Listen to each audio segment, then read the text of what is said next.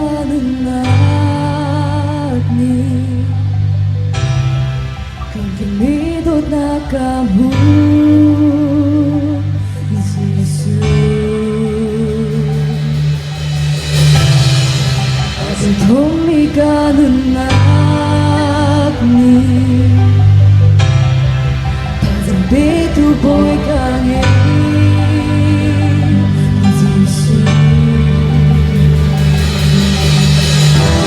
Tubangin katlawi Luan na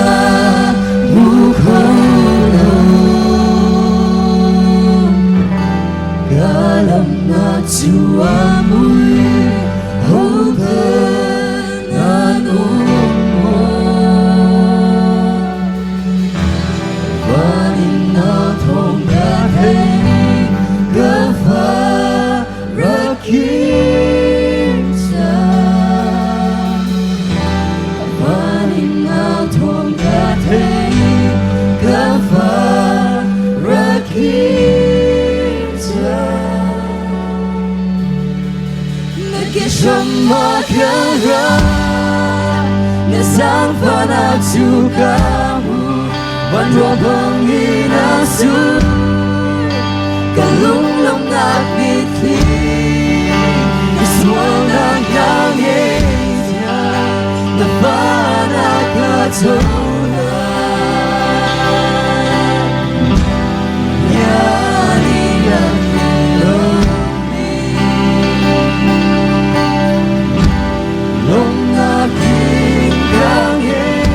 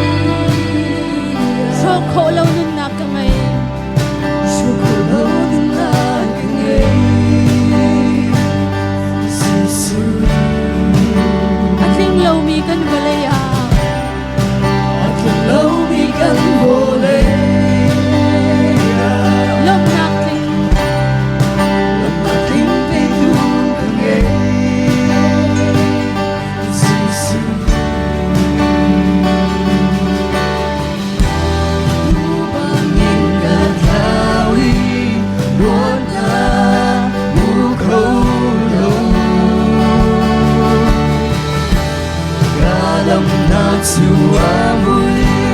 Hogan alumo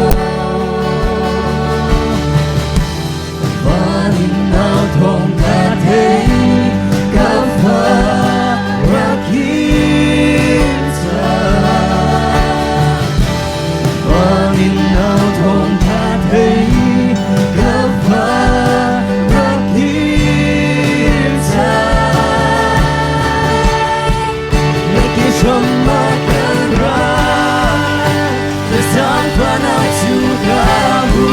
Dan wabang inasu